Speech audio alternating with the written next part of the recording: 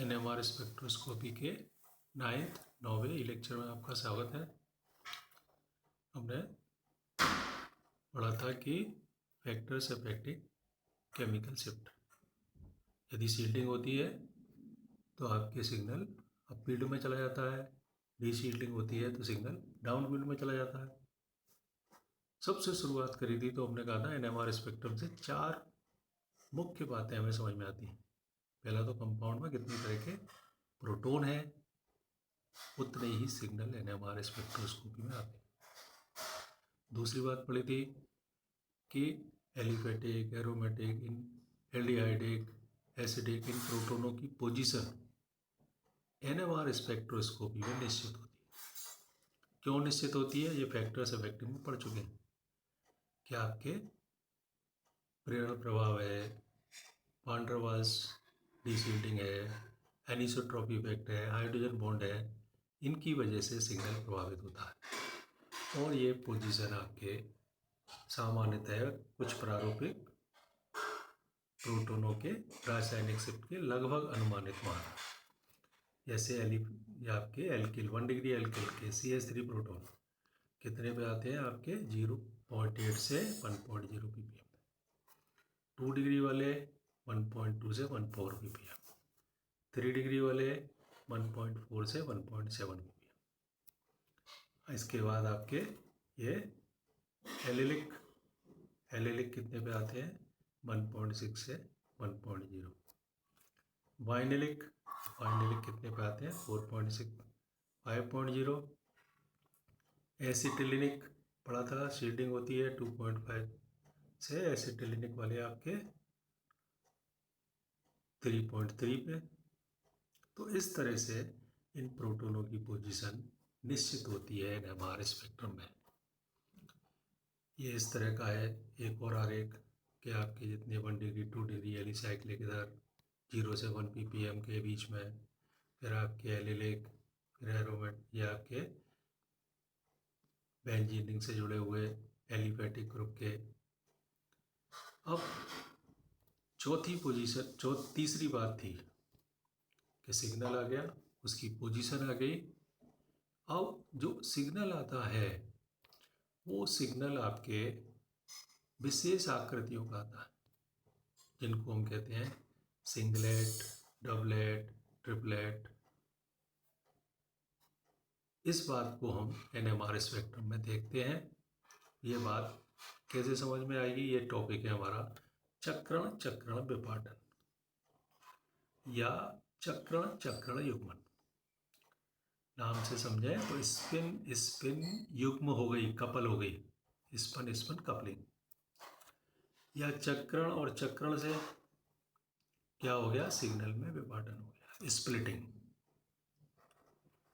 चक्रण, एक प्रोटॉन का चक्रण उसके निकटवर्ती अन्य प्रोटॉनों के चक्रण के साथ क्या करता है, परस्पर अन्योन्य क्रिया करके युग्मित हो जाते हैं। इसको हम कहते हैं चक्रण युग्मन।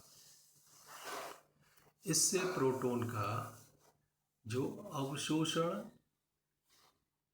निकटवर्ती प्रोटॉनों के चक्रण से उत्पन्न चुंबकीय आघूर्ण द्वारा प्रभावित होता है, जिससे प्रोटॉन का अवशोषण उसकी वास्तविक स्थिति से थोड़ा सा डाउन फील्ड में हो जाता है या थोड़ा सा हाई फील्ड में हो जाता है।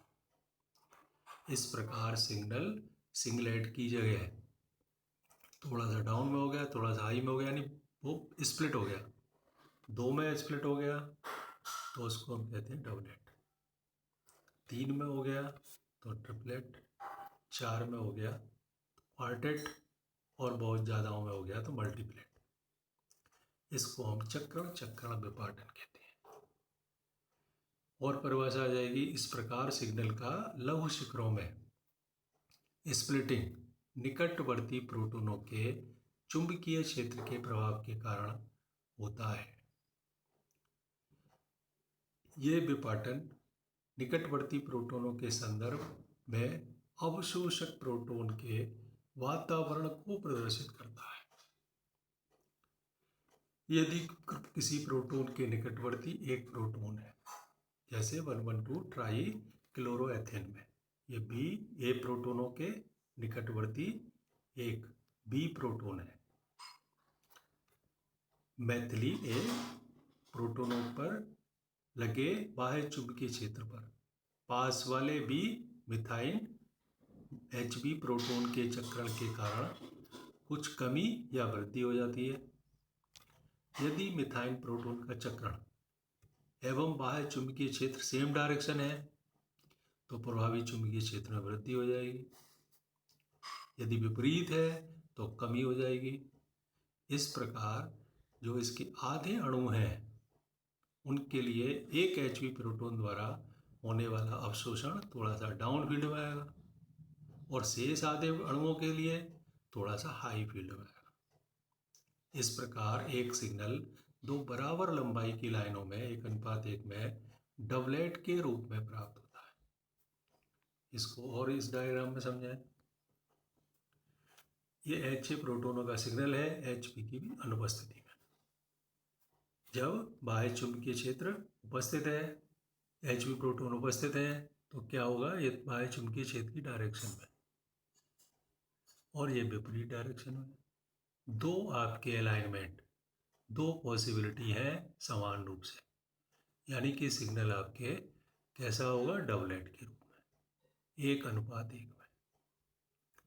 अब Hb प्रोटोन के निकट में कितने हैं, 2 Ha प्रोटोन। जब Ha प्रोटोन नहीं है तो सिग्नल यहाँ आएगा, लेकिन यदि वो उपस्थित है तो ये दोनों प्रोटोनों का जो चक्रण है वो बाह्य चुंबकीय क्षेत्र की डायरेक्शन में हो सकता है। 4 तरह की पॉसिबिलिटी है, दोनों का सेम में, दोनों का विपरीत में।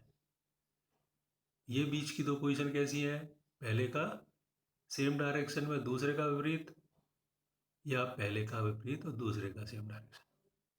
कुल 4 तरह के अलाइनमेंट में से, अरेंजमेंट में से 2 एक जैसे हैं, तुल्य, यानी कुल मिला के सिग्नल 3 भागों में डिवाइड होगा और उनमें क्या पोजीशन होगा, अनुपात 1:2:1।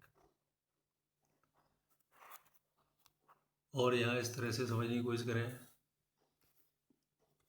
मिथाइन Hb पर लगने वाला चुंबकीय क्षेत्र दो निकटवर्ती मैथिलीन Ha प्रोटोनों के चक्रण से प्रभावित होता है।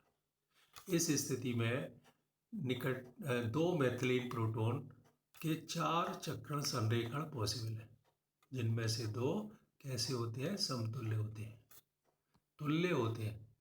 मिथाइन प्रोटोन 4 में से कोई एक क्षेत्र को महसूस करता है और इसका सिग्नल 3 शिखरों 1:2:1 के अनुपात में स्प्लिट हो जाता है। बीच वाले शिखर की तीव्रता दो तुल्य चक्रण संयोग के कारण दोगुनी होती है और इस सिग्नल को हम ट्रिपलेट कहते हैं। इसी प्रकार किसी प्रोटोन के निकटवर्ती यदि 3 प्रोटोन है तो उन तीनों के चुंबकीय गुण बाह्य चुंबकीय क्षेत्र में 8 प्रकार की संभावित स्थितियां बनाते हैं, जिनमें से 3 तुल्य होती हैं। इसका सिग्नल 4 शिखरों में 1:3:3:1 के अनुपात में स्प्लिट हो जाता है और इसको हम क्वार्टेट कहते हैं। यह आपके अनुपस्थिति में है। यदि 3 उपस्थित है तो 8 तरह की पॉसिबिलिटी है, तीनों का बाह्य चुंबकीय क्षेत्र की डायरेक्शन में, तीनों का विपरीत डायरेक्शन में, 2 का सेम डायरेक्शन में, 1 का विपरीत, पहले 2 का सेम, तीसरे का विपरीत, पहले और तीसरे का सेम, दूसरे का विपरीत, पहले का विपरीत, दूसरे तीसरे का सेम।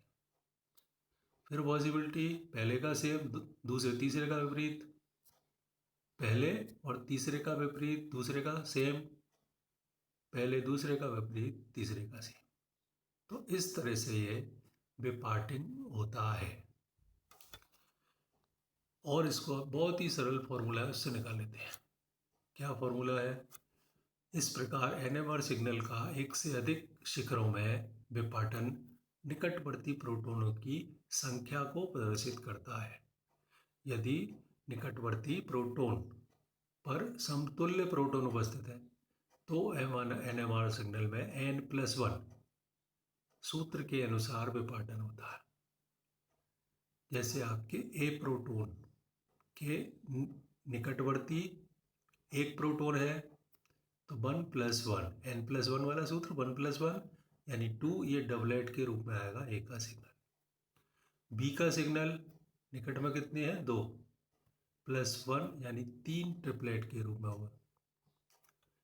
इस एथिल ब्रोमाइड में 2 तरह के हैं ए और बी। ए के निकट है 2 तो 2+1 ट्रिपलेट में होगा। बी के 3+1 क्वार्टेट के रूप में होगा। प्रोपेन में बात करें, ए और ए ये सेम है, समतुल्य, तो बी प्रोटोनों के निकटवर्ती कितने हो गए 3 और 3 6 और 1 7। बी का सेप्टेट, ए का निकटवर्ती 2 प्रोटॉन 2+1 ट्रिपलेट। और खास बात है यदि समतुल्य हो पास में, यदि वो असमतुल्य हैं तो फिर आपके सूत्र लगता है n+1 गुणा m+1। ये एग्जाम्पल है आपके प्रोपिल आयोडाइड का। इसमें कितनी तरह के सिग्नल हैं, ए बी और सी, 3 तरह के। ए का सिग्नल निकटवर्ती 2 और 1 3 ट्रिपलेट। इस सी का सिग्नल निकटवर्ती 2 और 1 ट्रिपलेट। बीच वाले के लिए अब इधर ये 3 है और इधर ये अलग तरह के हैं, यहाँ आयोडीन जुड़ा हुआ है तो 3 और 2 5, +1 नहीं करेंगे, यहाँ ये नीचे वाला सूत्र लगाएंगे n+1 m+1 यानी कि 3+1 2+1 3+1 4 × 3 12 मल्टीप्लेट। ऐसा शिखर प्राप्त होगा जिसमें 12 लाइनें होंगी। स्प्लिटिंग कब नहीं होती, यदि अणु में सभी समतुल्य प्रोटॉन है या निकटवर्ती परमाणुओं पर कोई प्रोटॉन नहीं है तो सिग्नल में स्प्लिटिंग नहीं होती। यह सिंगलेट के रूप में ही प्राप्त होता है। जैसे एथेन में सारे सेम है तो कोई स्प्लिटिंग नहीं होगी, सिंगलेट होगा। बेंजीन में सारे सेम है, कोई स्प्लिटिंग नहीं होगी, सिंगलेट। एसीटोन में सब सेम है, कोई स्प्लिटिंग नहीं होगी, सिंगलेट। यहाँ अलग अलग तरह के 2-ब्यूटेनॉन में तो आपके स्प्लिटिंग होगी, 3 तरह के सिग्नल आएंगे। सी के लिए निकटवर्ती 2+1 ट्रिपलेट, बी के लिए निकटवर्ती 3+1 क्वार्टेट, ए के लिए निकटवर्ती 0 यानी कि सिंगलेट रहेगा। इस आपके 1,2 डाइक्लोरोएथेन में सेम है दोनों यानी कि सिंगलेट रहेगा। अब जो हमने पढ़ा था स्प्लिटिंग होती है, स्प्लिटिंग में भी पॉसिबिलिटी होती है, किस तरह के चुंबकीय विन्यास पॉसिबल है उसके अनुसार ही रेशो होता है, शिखरों की तीव्रता होती है। वही यहाँ पे और होता है कि किसी बहुक या मल्टीप्लेट के विभिन्न शिखरों की आपेक्षिक तीव्रता निकटवर्ती प्रोटॉनों की संख्या पर निर्भर करती है। इसे ज्ञात करने का सामान्य सूत्र a+p⁴n। n के आवश्यक मान तक विस्तारित करने पर प्राप्त गुणांक इनकी आपेक्षिक तीव्रता को प्रदर्शित करते हैं। मल्टीप्लिसिटी एवं आपेक्षिक तीव्रता को पास्कल त्रिभुज की सहायता से आसानी से ज्ञात कर सकते हैं कि सिग्नल किस रूप में विपाटित होगा और क्या उनकी तीव्रता होगी। पास्कल त्रिभुज इस तरह का है, ये हम इस तरह से त्रिभुज बनाते हैं, फिर आगे त्रिभुज बनाते हैं और रेखाओं की चीज़ें जो आपस में जोड़ते जाते हैं। निकटवर्ती प्रोटॉनों की संख्या 0 तो n+1 यानी 1 सिंगलेट होगा। ये शिखरों की कुल संख्या 1 कैसा होगा, सिंगलेट होगा।